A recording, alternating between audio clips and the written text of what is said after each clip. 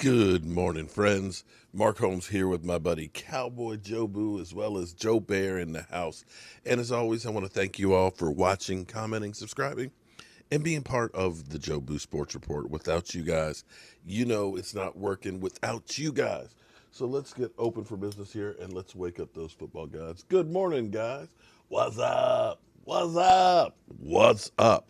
Well, it is divisional round weekend. We'll be doing some live streaming, of course, through some of the games. We'll probably do both the games this afternoon, although I do have some work to do in my workshop, getting some more of those racks and stuff out of here and things. I got a cabinet I got to build, and of course I got the honey-do list. My wife, we got a guest room, not that we have any guests anymore because of COVID. Is worried about seeing the wires that go up the wall to the cable box. So I've got to put an outlet behind the television, and I got to run the cable line behind there so nobody will see it, but nobody's in the guest room. But be that as it may, fellas, happy wife, happy life. It's kind of like a unicorn. You're hoping that you'll see that happy wife one of these days, but we keep trying. We do our best. It's amazing because I sit down here, I've got something that's on my mind. I woke up this morning thinking about the NFL television contract. And so as I'm laying in bed, I'm doing all my research and everything else about that.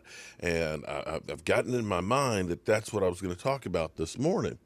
I got, my numbers and stuff put in here and things and looking at it. And most people don't want to look at the business side. They don't care. They don't care about the business side and the numbers. All they want is their team going to a Super Bowl. Okay. Unless you're a Cowboy fan, then of course it's always whining about whatever we do. You're always going to complain about, no matter what we do, we literally complain about everything. So be that as it may, that was what I was going to talk about right now, but we have some news. Last night, I hope you guys joined us for our live stream. If you didn't, it's still up. I have my man DMV Dallas Cowboys in here, and he's doing a great job of focusing in on a prospect of the week.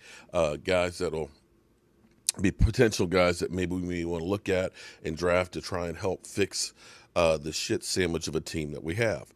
And one of the things I was talking about last night was it's going to be a little bit more difficult this year judging talent and potential prospects.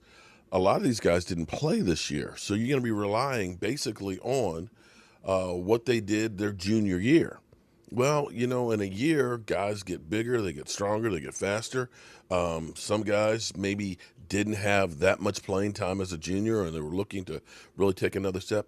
So this year, more than any year, it's going to be drafting more blind than anything else. You're going to see a lot of guys that nobody thought much about that developed in the NFL, and you're going to see guys that we think are going to be great players that really are bust. Making this more and more difficult is going to be the fact that now, this is some news that I'm just seeing this morning, and I kind of mentioned this to DMV last night, that the combine, as we know it, will not exist this year. There was word that it was conceivable that they may not have the combine at all. The NCAA is going to be using Indianapolis, so it's conflicting times. So there was thought, could the date move on there? Second issue is getting all of the teams and the personnel and all the prospects together for this mass meeting. And make no mistake about it, this is kind of like cattle in line at the slaughterhouse. You're getting poked, prodded, looking at your gums and your teeth and checking out your knees and next.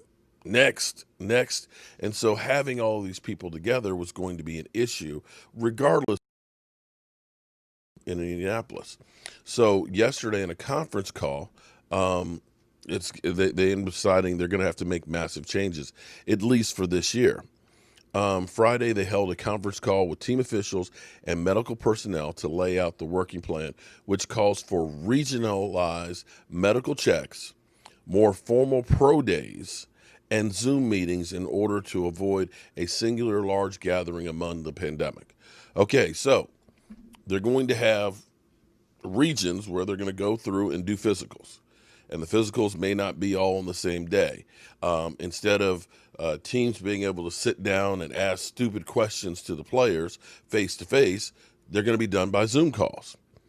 And more of this will end up being pro days. So you'll have an individual player, at a university doing his workouts for the scouts, thus having, reducing the amount of people. Now, that's good if you're one of those top prospects, if you're one of those guys that everybody knows about, but if you're one of those defensive linemen, the guy that might be a fifth or sixth or undrafted free agent type of a player, you're probably not getting a pro day. You're probably not getting a pro day, in which case you're going to be literally rolling the dice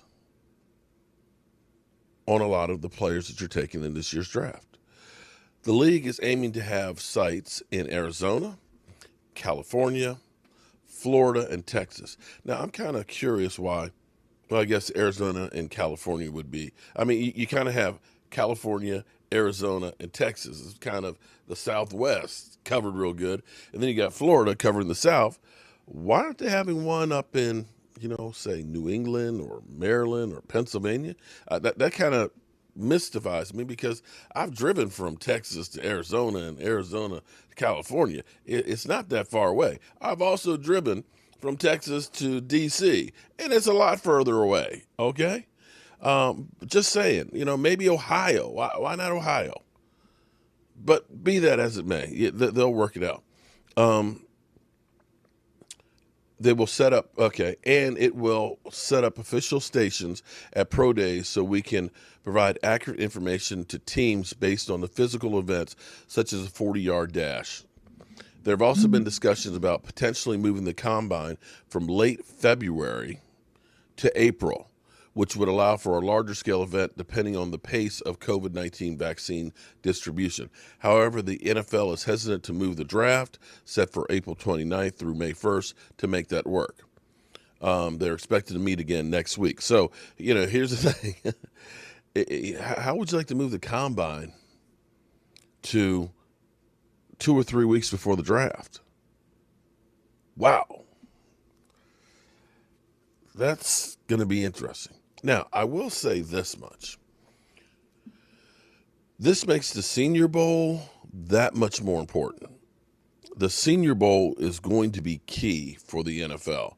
That is really going to be your chance to see a lot of these seniors up close as much as possible. And again, there's still different rules that are going to be put in place for the Senior Bowl as well. The Senior Bowl,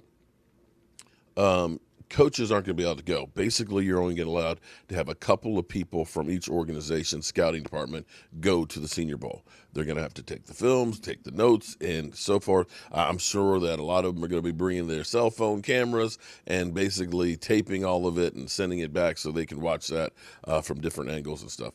So the NFL is trying to be creative to keep doing their business and being safe as possible. But again, this is where, how many times have we looked at a college player and we said, oh, this guy's going to be great. And then they go to the combine and they realize, maybe he's not so great. And you get that gist of what this person might be. Or a guy who goes to the combine and all of a sudden you realize that this guy's got a lot of potential and he moves up the board, because he's a draft day, a combine workout warrior. That may not be the case this year. And it's going to be interesting to see who actually comes out best in this. This is all going to rely more than ever before on what your scouting department did with college games from last year, than more so than this year. It's going to get interesting. So that's what we got for you guys first thing this morning. The business side of it, where we're talking about the salary cap, I'll do that. That's got to be a separate video because that's a lot to talk about. It's dealing with the numbers, the math, and everything else. And it will give you the reason I look and say that you need to take your chips and put them all in on this season. I mean, all in on this season, because this is going to be the opportunity to get generational talent if you can play the game right. I'm Mark Holmes, and as always, I want to thank you guys for watching the Jobu Sports Report. I'll see you guys in the workshop because I'll be working out there later, as well as seeing you live streaming while we're doing the games. And no, I'm not doing another chip chat. I'm just not going to do it. Just no. My colon just jumped when I said that. I'll see you soon.